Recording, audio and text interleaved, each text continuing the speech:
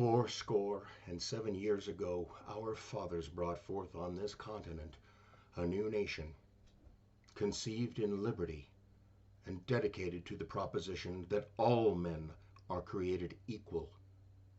Now we are engaged in a great civil war, testing whether that nation or any nation so conceived and so dedicated can long endure. We are met on a great battlefield of that war.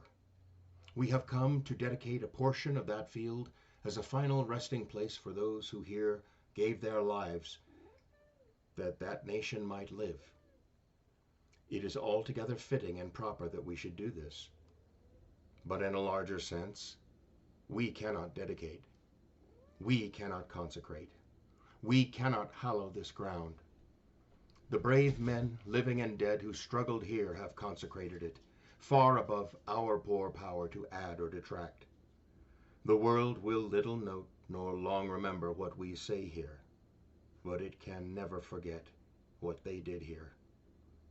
It is for us, the living, rather, to be dedicated here to the unfinished work which they who fought here have thus far so nobly advanced. It is rather for us to be here dedicated to the great task remaining before us, that from these honored dead we take increased devotion to that cause for which they gave the last full measure of devotion, that we here highly resolve that these dead shall not have died in vain, that this nation under God shall have a new birth of freedom, and that government of the people, by the people, for the people, shall not perish from the earth.